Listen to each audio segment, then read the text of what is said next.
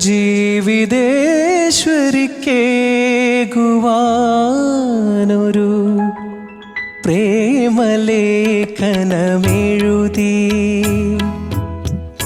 രാഗപൗർണമി മേഘപാളിൽ ഗാനമെഴുതും രാവിൽ ഗാനമെഴുതും രാവിൽ ജീവിതേശ്വരിക്കേകുവാനൊരു പ്രേമലേഖനമെഴുതി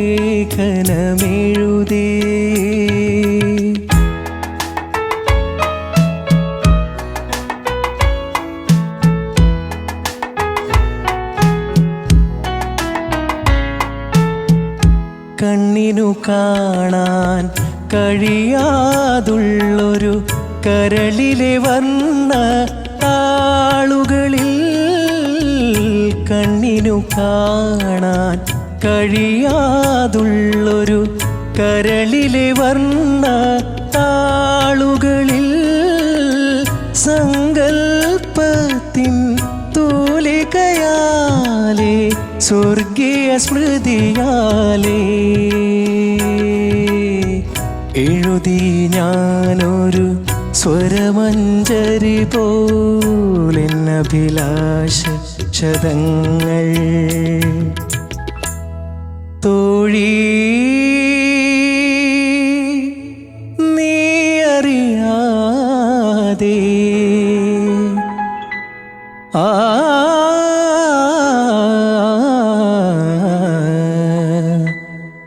ജീവിതേശ്വരിക്കേകുവാനൊരു പ്രേമലേഖനമെഴുതി രാഗപൗർണമി മേഘപാളിൽ ഗാനമെഴുതും രാവിൽ ഗാനമെഴുതും രാവിൽ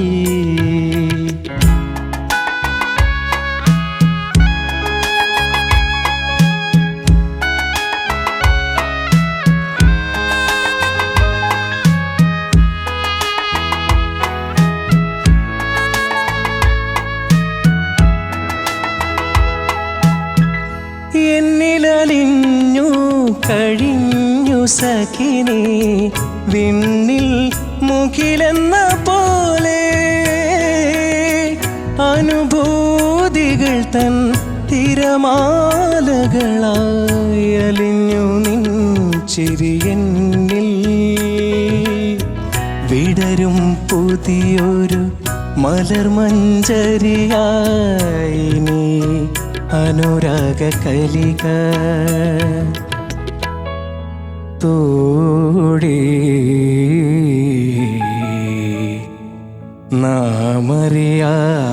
നാമറിയാതെ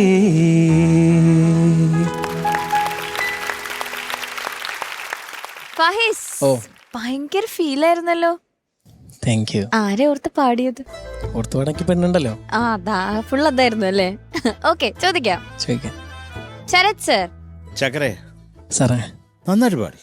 താങ്ക് യു. എന്തൊരു പാട്ടാണ് എൻ്റെ അമ്മച്ചി. അതിന് ഇങ്ങനെയുള്ളവർ ചെയ്തു വെച്ചതെന്നല്ല, ഇങ്ങനെയുള്ള സംഭവങ്ങൾ തന്നെ നമ്മൾ ഞെട്ടിയിട്ട് കാര്യമൊന്നുമില്ല. എന്നാലും പറ, നമുക്ക് കേൾക്കാം. ലേഡീസ് ഹോസ്റ്റൽ എന്ന് പറഞ്ഞ മൂവിയിലെ MS ബാബുരാജ് സാർ കമ്പോസ് ചെയ്ത ശ്രീകുമാരൻ തമ്പി സാറ് വരികൾ എഴുതി ദാസേട്ട് പാടിയ പാട്ടാണ്. Wonderful wonderful. എന്തൊരു പാട്ടാടാ ചക്കരയത്. എൻ്റെ ദൈവമേ, മൊത്തം പ്രണയം കൊണ്ടങ്ങ് ശ്വാസം മുട്ടിച്ച് കളയുന്നൊരു പാട്ടാണ്. അത് ഇപ്പം ബാബുക്കായുടെ ഒരു പാട്ടാണ് ദാസേട്ടൻ പാടുന്നെങ്കിൽ ദാസേട്ടൻ പാടുന്നതിലും ആ ബാബുക്കായുടെ അദ്ദേഹം പാടിയ ഒരു ശൈലി അത് ഇദ്ദേഹം ദാസേട്ടൻ പാടുമ്പോഴും ഉണ്ടാവും. അതുകൊണ്ട് കേൾക്കുമ്പോൾ അറിയാം നമുക്ക് ആരാ മ്യൂസിക് ഡയറക്ടർ എന്ന്. ദക്ഷിണാമൂർത്തി സ്വാമി ആണെങ്കിൽ സ്വാമി പാടുന്ന പോലെ, ദേവരാം മാഷാണെങ്കിൽ മാഷിൻ്റെ അത് ഉൾക്കൊണ്ടല്ലേ പാടുന്നത്. അപ്പം അത് വരും. എന്തായാലും അതിമനോഹരമായിട്ടൊരു പാട്ടെടുത്തുകൊണ്ട് വന്നതിന് നിനക്കൊരു ചക്കര ഉമ്മ. Thank you sir. നന്നായിട്ട് പാടി. എനിക്ക് ആദ്യം ഈ തോന്നിയത് ഒരു കോൺഫിഡൻസ് ഇല്ലായ്മ ഫീൽ ചെയ്തു. മൊത്തത്തിലൊരു കുറച്ചും കൂടെ അങ്ങോട്ട് ഒരു സന്തോഷത്തോടെ നിനക്ക് പാടുന്ന ഉഗ്രായിട്ട് പാടുന്ന ഒരാളാണ്. പിന്നെ എനിക്ക് ഇതൊന്ന് കുറച്ചും കൂടെ ക്ലാരിറ്റിയോടെ രാഗ പൗർണമിയല്ലേ, ഒന്ന് പാടിത്തരാമോ? രാഗപൗർണമി മേഘ അത് നീത്താ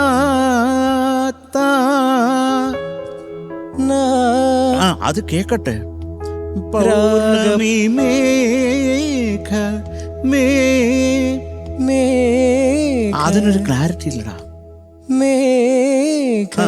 ഓക്കെ, പിന്നെ അതുപോലെ ഗാനം അതൊന്ന് പാടാമോ? പല്ലവിയുടെ എൻഡ് ഗാനമേ രാഗപൗർണമി മേഘപാളി. മേഘ അല്ല, മേഘ. മേഘപാളിയിൽ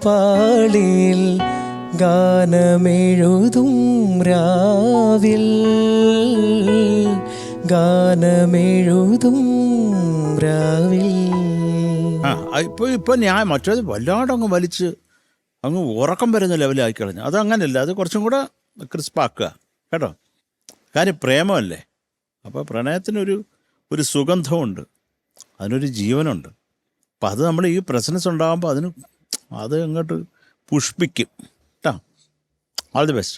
thank you sir. Thank you Sarath sir. Chechi Fahis, chechi beautiful song selection. Thank you chechi. വളരെ റെയർ ആയിട്ടാണ് ഇതൊക്കെ പാടി കേൾക്കാറുള്ളത്. നിങ്ങളൊക്കെ ഇങ്ങനത്തെ പാട്ട് എടുക്കുന്നു എന്ന് കേൾക്കുമ്പോൾ നമുക്ക് സന്തോഷം.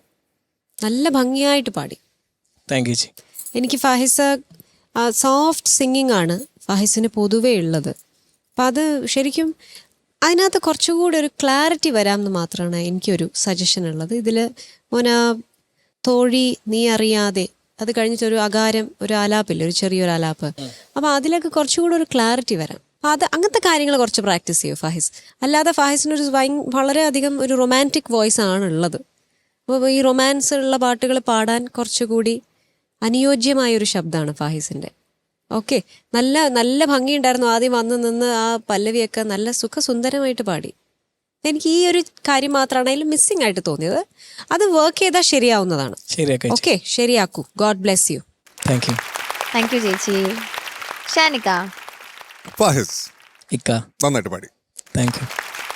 ഈ പറഞ്ഞ പോലെ എനിക്ക് ലോ എൻഡ് മാത്രമാണ് എനിക്ക് ആക്ച്വലി ഒരു പ്രശ്നം പോലെ തോന്നിയത്. പിന്നെ ഓഫ് കോഴ്സ് ഈ ഒരു കോൺഫിഡൻസ് ഇല്ലായ്മ തോന്നി.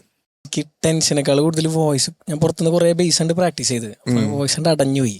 അതൊന്നും ഉണ്ടായത്, ടെൻഷൻ ഉണ്ടായിരുന്നില്ല എനിക്ക്. ടെൻഷൻ അല്ല, അപ്പൊ ഇതെല്ലാം അതിന്റെ ഭാഗമാണ്. ഈ ഓവർ പ്രാക്ടീസ് എന്ന് പറയുന്നതും കൂടുതൽ ടെൻഷൻ അടിക്കുമ്പോഴാണല്ലോ കൂടുതൽ പ്രാക്ടീസ് ചെയ്യണേ. അതുകൊണ്ട് അതൊക്കെ ഒന്ന് മാറ്റി വെക്കുക. കൃത്യമായിട്ടുള്ളൊരു പ്രാക്ടീസ്, അതിന് മാത്രം കോൺസെൻട്രേറ്റ് ചെയ്യുക കേട്ടോ. അപ്പോൾ നമുക്ക് ആ കോൺഫിഡൻസും കൂടെ ഒന്ന് സെറ്റപ്പ് ആക്കി എടുക്കാം. അത്രേ ഉള്ളൂ. All the best. Thank you Shanikka. Fahis, നീ ഭയങ്കര ഒരു ബാബുക്ക ഫാനല്ലേ, ഒരു ബിഗ് ഫാനാണെന്ന് ഓൾറെഡി പറഞ്ഞിട്ടുണ്ട്. അപ്പോൾ എന്താണ് നിനക്ക് ബാബുക്കയെ കുറിച്ച് പറയാനുള്ളത്? എല്ലാവർക്കും അറിയുന്ന കാര്യം തന്നെ ആയിരിക്കും. പിന്നെ ബാബുക്കയുടെ MS ബാബുരാജ് എന്നുള്ള പേര് അതിപ്പോൾ ചിലപ്പോൾ പലർക്കും അറിയണ്ടാവില്ല. മുഹമ്മദ് സാബിർ ബാബുരാജ് എന്നാണ് ഫുൾ ആയിട്ടുള്ള നെയിം. ബാബുക്ക കോഴിക്കോടാണ് ജനിച്ചത്. ബാബുക്കയുടെ ഫാദർ ബംഗാളിൽ നിന്നാണ് വന്നതൊക്കെ. ബാബുക്കയുടെ ഫാദർ ഒരു ഹിന്ദുസ്ഥാനി മ്യൂസീഷ്യൻ ആയിരുന്നു. അപ്പൊ അതുകൊണ്ട് തന്നെ ചെറുപ്പത്തിൽ ബാബുക്ക ഒരുപാട് ഹിന്ദുസ്ഥാനി ലെസൺസ് ഒക്കെ ഫാദറിൻ്റെ നിന്ന് അങ്ങനെ പഠിച്ചു വന്ന ഒരാളാണ്. പക്ഷെ പിന്നീട് ഫാദർ കോഴിക്കോട് നിന്നും ഉമ്മനെ അവിടെ ഇട്ടിട്ട് ആള് പോയി, തിരിച്ചു പോയി, അവരെ കൂട്ടാതെ പോയി. ആ സമയത്തൊക്കെ ബാബുക്ക ഭയങ്കര ഫിനാൻഷ്യലൊക്കെ ഭയങ്കര ബുദ്ധിമുട്ടായിരുന്നല്ലോ. അപ്പൊ അതുകൊണ്ട് തന്നെ ട്രെയിനിലൊക്കെ പാടിയിട്ടാണ് ബാബുക്കയുടെ ലൈഫൊക്കെ പോയിരുന്നത്. അപ്പൊ ആ സമയത്ത് ഒരു കുഞ്ഞു മുഹമ്മദ് എന്ന് പറഞ്ഞിട്ടൊരു കോൺസ്റ്റബിൾ ഉണ്ടായിരുന്നു കോഴിക്കോട്. ബാബുക്കയുടെ ഫാദറിന്റെ പാട്ടുകളൊക്കെ ഒരുപാട് ഇഷ്ടപ്പെട്ടിരുന്നൊരു വ്യക്തിയാണ്. ആള് ബാബുക്കനെ ഏറ്റെടുത്തു. പാട്ട് പഠിപ്പിക്കുന്ന കാര്യത്തിലൊക്കെ ഭയങ്കരമായിട്ട് സപ്പോർട്ട് ചെയ്തു. അങ്ങനെ പിന്നീട് ബാബുക്ക നന്നായിട്ട് പാടുന്ന ആളായതുകൊണ്ട് തന്നെ പുറത്തോട്ട് മുംബൈ അതേപോലെ തന്നെ ബംഗാളിലോട്ടൊക്കെ ഹിന്ദുസ്ഥാനി കുറച്ചുകൂടി ഡെവലപ്പ് ചെയ്യാൻ വേണ്ടി പോയി. അവിടെ നിന്ന് ഹാർമോണിയൊക്കെ ബാബുക്ക ഭയങ്കര സീരിയസ് ആയിട്ട് പഠിക്കുന്നതൊക്കെ. അതിനുശേഷം പിന്നീട് അതൊക്കെ പഠിച്ചു വന്നതിന് ശേഷം നാട്ടിൽ നിന്ന് 1957 ആദ്യമായിട്ട് ബാബുക്ക ഒരു ഫിലിം ചെയ്യുന്നത്. മിന്നാമിനിങ് എന്ന് പറഞ്ഞ മൂവിയാണ് ആദ്യമായിട്ട് ബാബുക്ക ചെയ്യുന്നത്. അതിനുശേഷം പിന്നെ നമുക്ക് എല്ലാവർക്കും ഇഷ്ടമുള്ള അനുരാഗ് ഗാനം പോലെ എന്ന് പറഞ്ഞ പാട്ട് പി വേണു സാർ ഡയറക്ട് ചെയ്ത പാട്ട് ചെയ്തു. ഇതിനുശേഷം ഒരുപാട് പാട്ടുകൾ, കാണാൻ പറ്റാത്ത കനകത്തി മണിമുത്ത്, കണ്ണീരും സ്വപ്നങ്ങളും, പിന്നെ പോലെ തന്നെ ഒരു പുഷ്പം മാത്രമൻ, പ്രാണസഖി, ജീവിതേശ്വരി കേകുവാൻ, അങ്ങനെ കുറേ പാട്ടുകൾ ബാബുക്ക അതിന് ശേഷമാണ് വന്ന് ചെയ്തതൊക്കെ. പിന്നെ നമ്മളെ പോലുള്ളവർക്കൊക്കെ ഇപ്പോൾ എന്താ പറയുക, അന്ന് ബാബുക്ക ചെയ്ത് വെച്ചുകൊണ്ട് പാട്ടുകൾ കേൾക്കാൻ എന്താ പറയുക ഭയങ്കര സംഭവമില്ല. പിന്നെ കൂടുതലും ബാബുക്കയുടെ ഒരു സെറ്റപ്പ് എന്ന് പറഞ്ഞാൽ ഹിന്ദുസ്ഥാനി മ്യൂസിക്കും മലയാളം ലിറിക്സും അങ്ങനെ ബ്ലെൻഡ് ചെയ്തിട്ടുള്ളൊരു സെറ്റപ്പാണ് കൂടുതലും പാട്ടുകൾക്ക്. അപ്പം അതുകൊണ്ട് തന്നെ കേൾക്കാൻ ഭയങ്കര ഒരു പ്രത്യേക ഒരു സുഖമാണ്. അതെനിക്ക് പറയാനുള്ളത്. Very good very good very good. ഇവൻ ശരിക്കും ബാബുക്ക ഫാൻ തന്നെ. അല്ല ഇത് സി ഈ പറയുന്ന ഈ ഒരു റിസർച്ച് എന്നൊക്കെ പറയുന്നത് അടിപൊളിയാണ് ഫായിസ്. Thank you. അത് കാരണം സി ഒരു മ്യൂസിഷ്യൻ എന്നുള്ളത് ഓക്കെ, പക്ഷെ മറ്റൊരു മ്യൂസിക് ഡയറക്ടർ വന്ന വഴി, അതെ, ഏത് വഴിക്കാണ് വന്നത്, ഇയർ സ്ട്രഗിൾസ് അദ്ദേഹം ഫേസ് ചെയ്ത്. ഇപ്പം നേരത്തെ പറഞ്ഞില്ലേ ട്രെയിനിൽ ഒക്കെ പാടി എന്നൊക്കെ പറഞ്ഞില്ലേ, അപ്പൊ അതൊക്കെ ഒരു മ്യൂസിക് ഡയറക്ടർ ഫേസ് ചെയ്ത സ്ട്രഗിൾസ് ഒക്കെ നമ്മുടെ എല്ലാ മ്യൂസീഷ്യൻസും സിംഗേഴ്സും ഒക്കെ അറിഞ്ഞിരിക്കേണ്ട കാര്യങ്ങളാണ്. പലർക്കും ഇപ്പം ലൈഫ് ഈസി എന്നൊന്നും ഞാൻ പറയുന്നില്ല, പക്ഷെ ഞാൻ പറയുന്നത് ഇതൊക്കെ എല്ലാവരും അറിഞ്ഞിരിക്കണം. ആ ഒരു പാത്ത്, ആ ഒരു സ്ട്രഗിൾ എന്താണെന്നുള്ളത് എല്ലാവരും അറിഞ്ഞിരിക്കണം. വെരി ഗുഡാ, വെരി ഗുഡ്. Thank you. ആത്മാർത്ഥമായിട്ട് അതിരുന്ന് കുത്തിയിരുന്ന് നോക്കിയല്ലോ, അത് നമ്മൾ പറയാതെ വയ്യ. Thank you sir. Super super. അത് വളരെ നല്ലത്. അദ്ദേഹത്തിന് ആ കോൺസ്റ്റബിളിനാണ് അദ്ദേഹത്തിന് ഒരിക്കലും മറക്കാൻ പറ്റാത്ത ഒരു വ്യക്തി ബാബുക്കായി. ഓക്കെ ഫാഹിസ്, മാർക്സ് ചോദിക്കാം. ചോദിക്കാം. Sharath sir 8.7 marks. Thank you sir. Thank you Sarath sir. Shanikka 8.7. Okay. Thank you. ചേച്ചി ഫാഹിസിന്റെ മാർക്സ് ഇതാ ഗാനക്കുടത്തിലേക്ക്. സൂപ്പർ.